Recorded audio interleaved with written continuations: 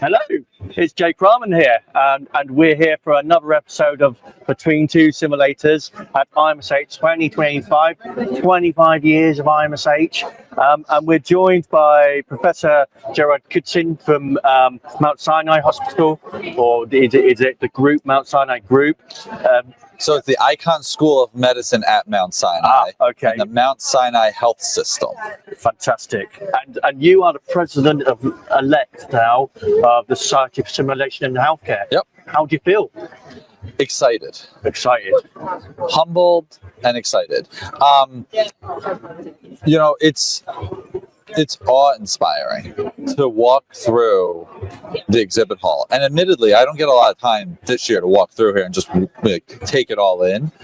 But to walk into the plenary hall and see 3,000 plus people engaged in a thought-provoking session, to walk through the exhibit hall, to see the vendors, to see our members interacting, to know that we as a board have an opportunity to shape a field and set a strategic direction for an industry. It's such a great opportunity and a great experience, and something that I'm really excited about. We've been having meetings with partner organizations from around the world and talking about how we can collaborate, expand the field globally in their regions of the world, and I think that's the most exciting part of all of this. Yeah, it's a big responsibility, but I can imagine for somebody from your background to a pinnacle of your career, I'd like to call it, probably within simulation. I hope there's more. Yeah. I hope there's others in the future, but certainly in the area of simulation, being involved with a professional society is a highlight. Absolutely. Yeah. That's great. So I wonder if you could just sort of take a few steps back, Gerard, and tell us about how you ended up in healthcare simulation, taking a clinical career and then moving in that direction, and why did you choose healthcare simulation over anywhere else that you could go with your career? Yeah, I don't know that I chose healthcare simulation. I think I fell into it. So my brief story is my first passion in life was really soccer. I was, or as you may call it, football. Sport. And so I was a soccer player growing up. I was a referee growing up. And one day this kid got hit in the face with a ball and was bleeding and I didn't know what to do. And my fear was maybe somebody would collapse, somebody would have an injury. And I had this fear about that. And so I went to actually a high school science teacher of mine, and he was in charge of the EMT club, and said to him, "What do I do?" And he said, "You come and take a CPR class." So I took the CPR class on day one. And at the end of day one, he said to me, "Come back for day two." So what's day two? He says, "Professional level certification." Mm-hmm. And I said, "That sounds scary. I don't want to be a professional. I'm a soccer referee." He said, "You'll learn two-person CPR, you'll learn the bag valve mask, and then you'll learn this newfangled contraption. It's called the defibrillator. And it is shock somebody's heart back if it stops." And I said, "That sounds terrifying, but okay." So I went back and did that. And the next summer, I was a soccer coach at a sleepaway camp. And at the start of that camp season, they said, "We need some people to become lifeguards." Yeah. And I said, "I've always been a good swimmer. I've been on the swim team. And I've already done the hard part, right? This is when CPR was like 15-2, 5-1, 30-2, like all these different numbers. I already did that. So like, how hard is it to jump in a pool and pull somebody out?" So I became a lifeguard. I was like, I really like this. And so when I went home from camp that fall, I spoke to my science teacher and I went to the EMT Academy. And in the EMS Academy, you do practical skills tests and practical skills assessments and practical hands-on learning. And they drove you around in the back of an ambulance so you can practice your CPR skills while the ambulance is moving. And I was like, holy cow. Like, I was a decent high school student, not a straight A student. But I realized that I always preferred learning by doing. We never called it simulation. So when I went to college, I ended up being a health education major, and I went away to college to play soccer and ended up stopping my soccer career and joining the local fire department because I wanted to keep doing this EMS thing.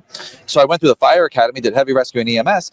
And when I went through the fire academy, they said you have to get low on a fire. Now, we've all heard that for years as kids, right? Stop, drop, and roll, get low. But in the fire academy, they put us in a big building and they lit a fire in the middle. And they talked to us. And during the conversation, you started to see and smell the smoke come lower and lower and lower until it was here. And they told you to get down onto a knee because we were standing. So we got down to a knee, you could breathe again. And then another minute later, the smoke was hit at lower down, and they told you to sit down on the floor. You sat down on the floor, kind of like we are now, and you could breathe again. And 30 seconds later, they told you to get really low and crawl out of the building. You never forget what that's like. Yeah. We didn't call it simulation. We called it the burn building. And then I went to nursing school. And my nursing school at the time was still like just one step away from using oranges as injection trainers. And we didn't have the big sim lab. And I was like, I feel like I'm not prepared. So I went, after nursing school in New York, went up to Boston, where I went to graduate school, got an MPH in health policy and management. And I was sitting in class with about 20 other students who were all going to be future hospital administrators. I thought I was going to run a hospital one day. And this professor of mine said, the way you talk changes the way you work. You should all go back to your offices when you have a difficult conversation and think about what you said so you can fix things for next time. And as a wise 22, 23-year-old, relatively new nurse working in an emergency department, I went up to my professor after class and said, I don't get it. I don't have an office.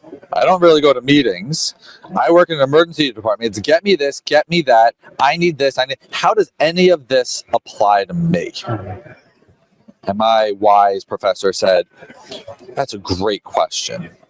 You should write a letter to these four individuals, Dr. Cooper, Gordon, Raymer, and Simon. And they sometimes let grad students see what we do up in Cambridge, Massachusetts. So Dr. Cooper, Gordon, Raymer, and Simon, my professor says I should write you a letter. Can I please come up and see what you do?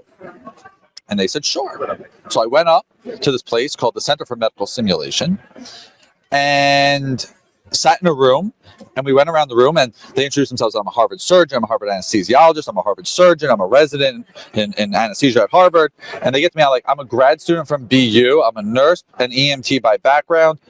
I don't know what I'm doing here.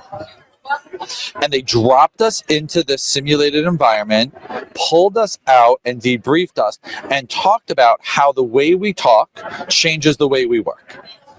I spent 15 weeks talking about causal feedback loops and reinforcing loops and advocacy and inquiry. And in the span of about 3 hours, the whole way that I ever learned, really learned, lifeguarding, EMS, fire academy, what I felt was missing in nursing school became crystal clear. My professor in grad school was Dr. Jenny Rudolph, who obviously pioneered the debriefing frameworks for simulation in healthcare. And so I spent 15 weeks learning and thinking and living and breathing it.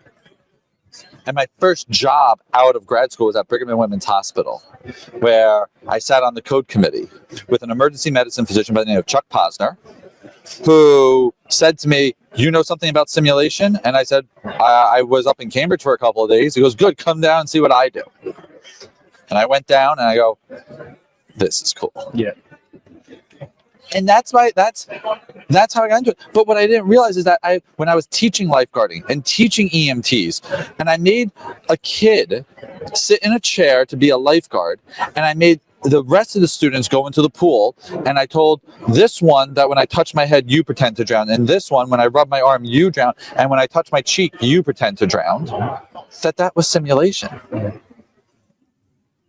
Fast forward today, I've gotten back into soccer refereeing, and the U.S. Soccer Federation now has referee, not assessors, not instructors. They have mentors and coaches. Okay.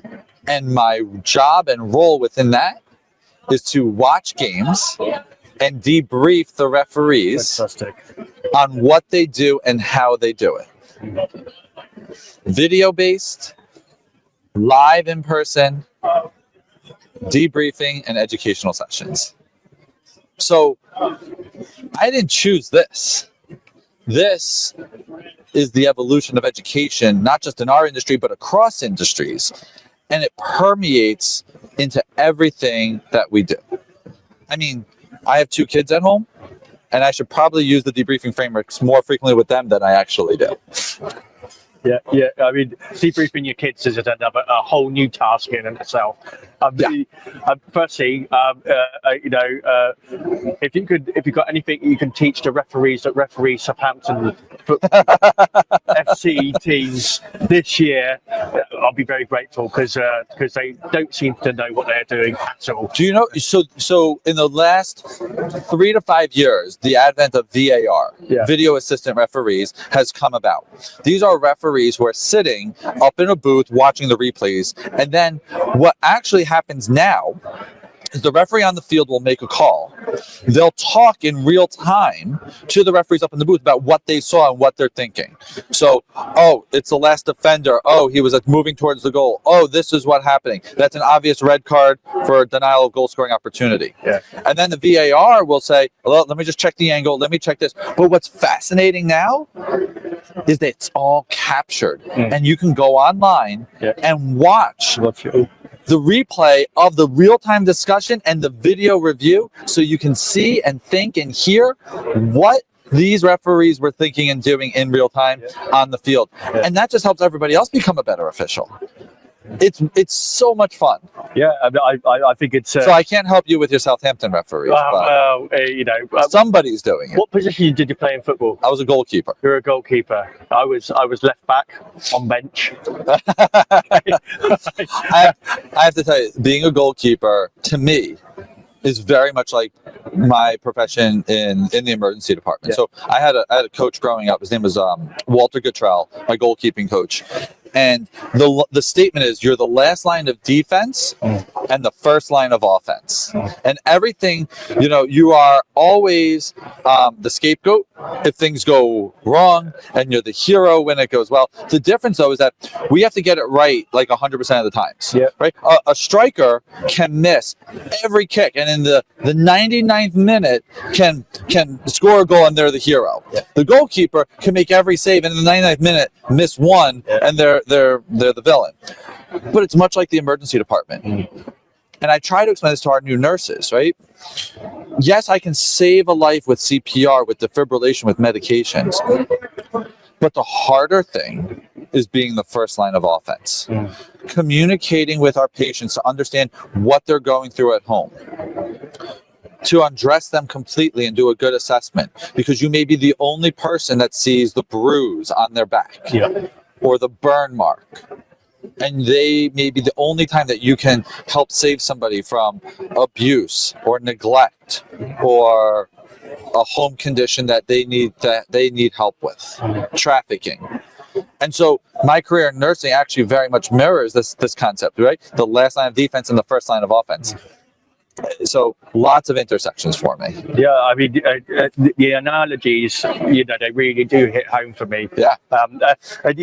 So the incoming president of SSH, okay, what's going to be your personal crusade without upsetting your peers? What's your personal crusade through this? I have to tell you, the idea of having a personal crusade doesn't really resonate. We have taken steps on the board to reduce the whiplash effect of having new people take over and assume leadership roles. So now the board will nominate 2 members for the role of president that the membership votes upon. It reduces the number of pet projects that presidents can do.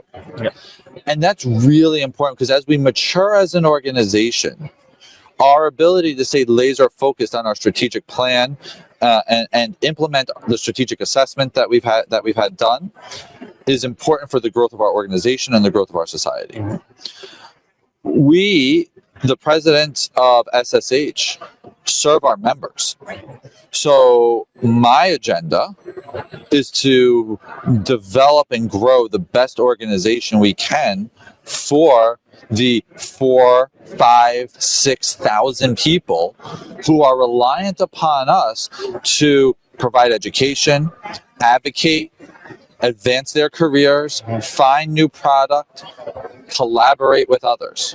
So sure, there's a direction that I want us as an organization to move towards and lean into. But it's not my own personal agenda. It's what I think is best for the society. So with that being said, it's structure and processes of our organization.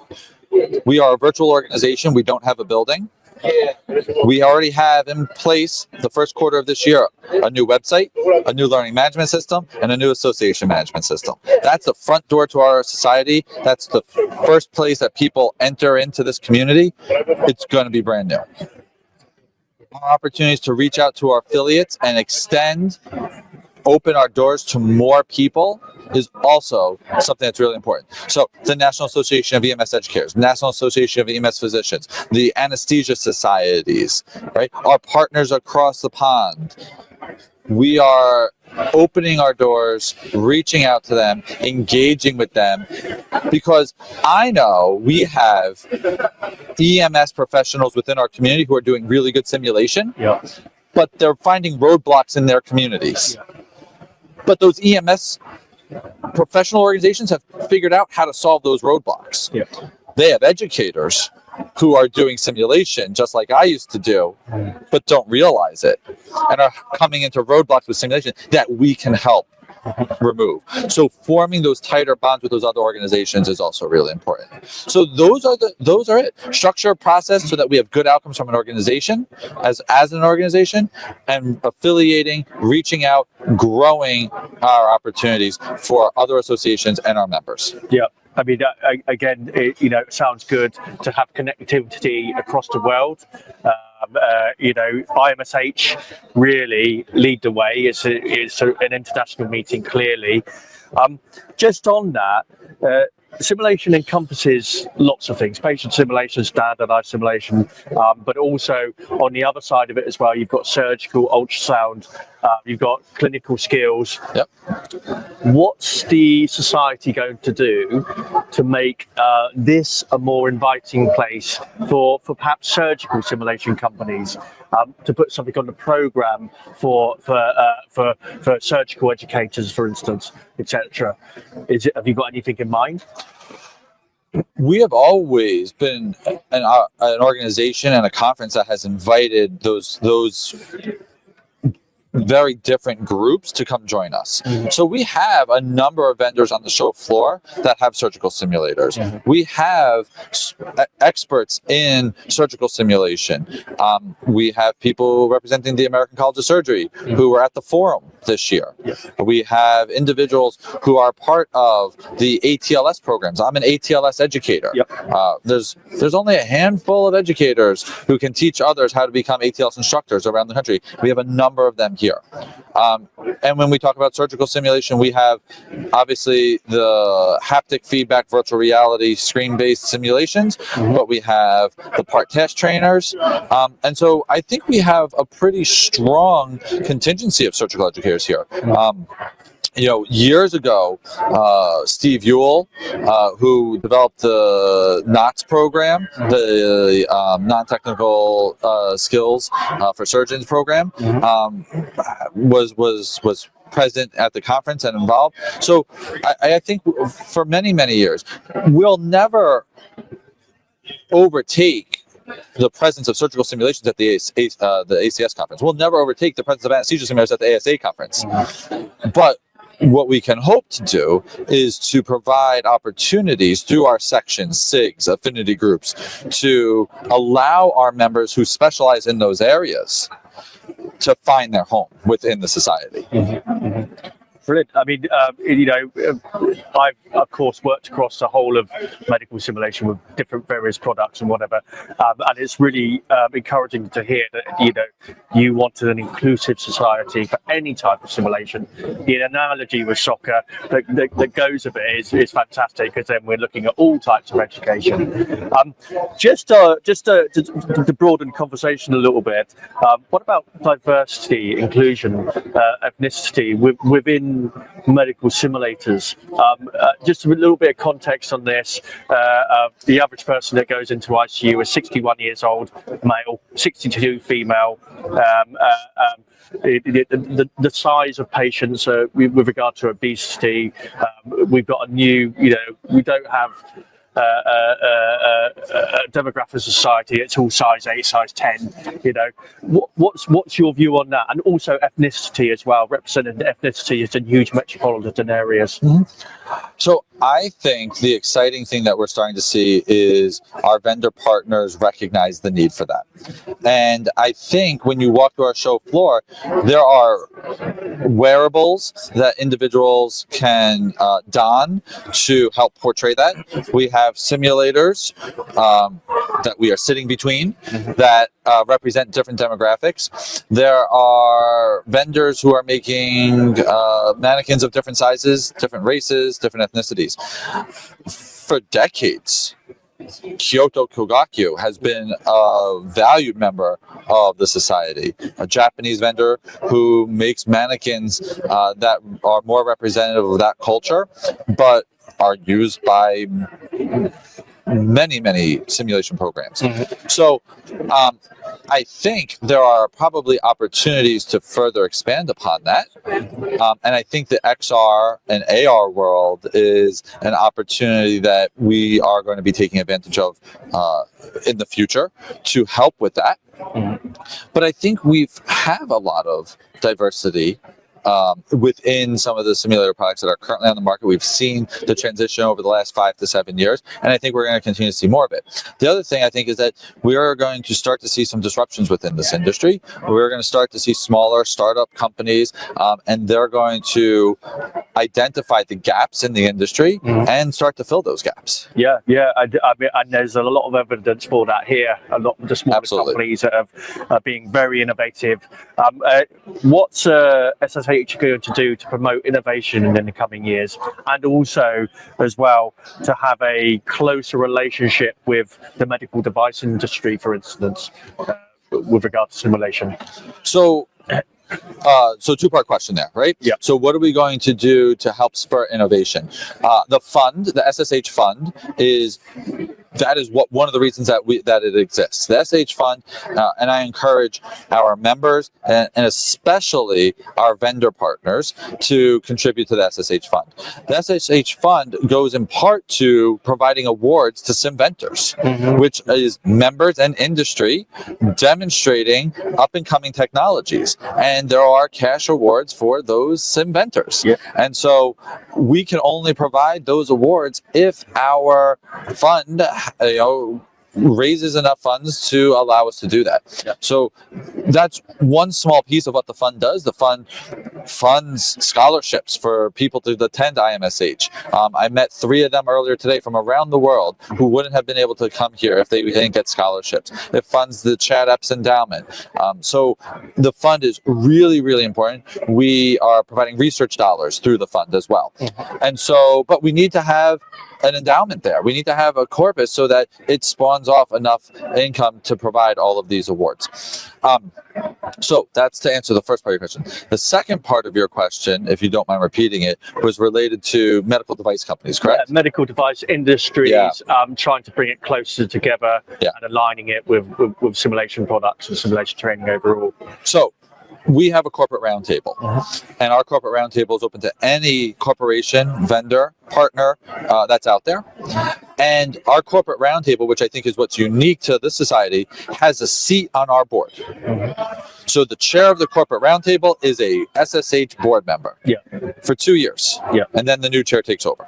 So there's always corporate representation on a board.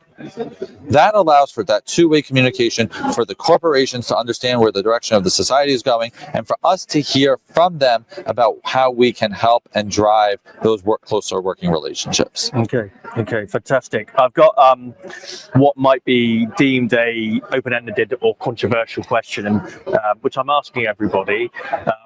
Pharmaceuticals, medical devices, even the qualification of a practitioner itself is highly regulated.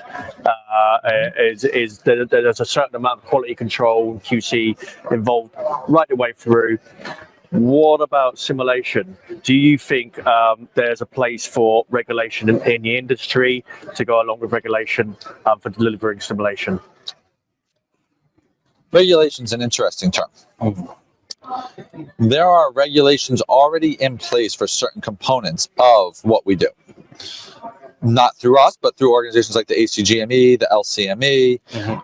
Those organizations say you have to keep certain records confidential, things along those lines.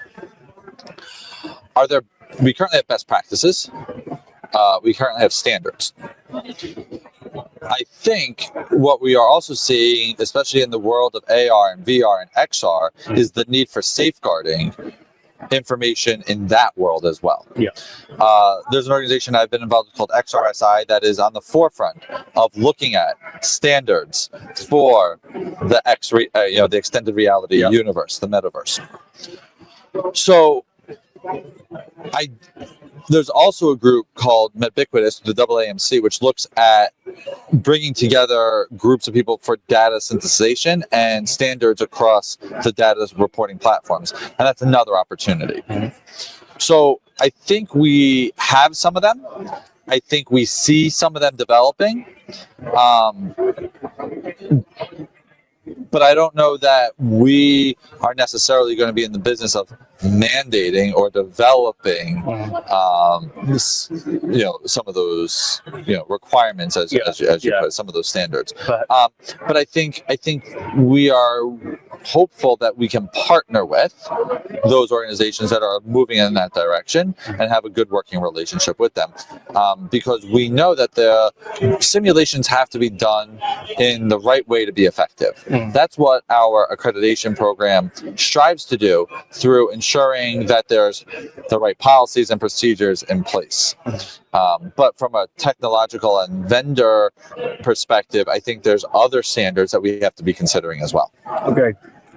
And you mentioned XR, AR, VR a couple of times now. So establishing a simulation center with a limited budget anyway is quite difficult.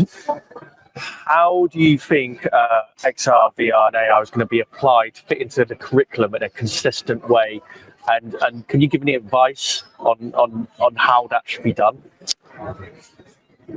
I think it's still early. We're sitting here on the exhibit hall floor, and just glancing out, you can see 12, 15, 16 vendors with headsets and content. And I think that we can see the use of VR, especially for our novice learners, to learn tasks, to learn interactions. I think AR has its value in maybe our more experienced learners, adding that diversity piece to our scenarios to help people overlay content onto a real working environment. Maybe you have a code cart that you're not allowed to open, and I could use AR to open the drawers and check through it and be more familiar with it. So I think there's a lot of opportunity. I think we need a lot more research and a lot more people to be utilizing it to develop those curriculums and report out how those curriculums are utilized for others to then learn from. Yeah, I'd absolutely agree with that. You know, getting it in is fantastic. Applying it and making sure that you get some data back from it to show a working program is really important. And so the vendors here, if they do sell something into there, they've got to start crowing about it, talking about it. How well it's been applied in certain institutions. It's at some point becomes less about the technology and more about the implementation of it. And it's where we were with simulation, maybe the mannequin-based stuff, maybe 15 years ago. Right? Everybody bought a simulator and then it sat. Yeah. Right? How do you integrate it into your curriculum is what we need to figure out. Where, how, who, all those pieces. Yeah, absolutely agreed. It's been a great interview. Thanks very much, Gerard. Just a last bit. This is your time. Is this the lightning round? This is your time to give a shameless plug to SSH and tell everybody why they should be at IMSH 2026, which I believe will be back in San Diego. San Antonio. San Antonio. Okay, so San Antonio. IMSH 2026 in San Antonio, January 10th. January 10th. I mean, I've got the dates, I got the location. We're spot on. This is the group. There's no place like IMSH. The community of practice that we build here at this conference reinvigorates you for an entire year. Yeah. Our keynote speakers are inspiring and educational. The educational sessions are second to none. Our immersives and our pre-cons get your hands-on content.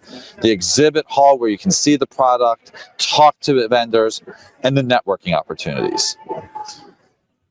IMSH, oftentimes people in the past thought about this as a secondary society. I'm a nurse first, so I go to this conference, and then simulation is the second place. Yeah. I'm an anesthesiologist, so I go to this, and then this is the primary conference and the primary society for 4,500 people currently, and we are looking to grow.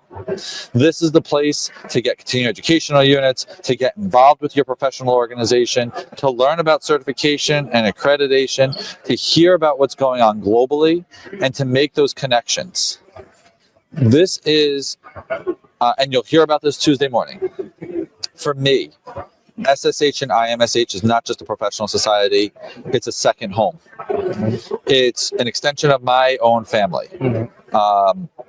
My opening address is going to explain to you how 15 years ago at IMSH conference, I met a physician who was doing residency or a sim fellowship at the time.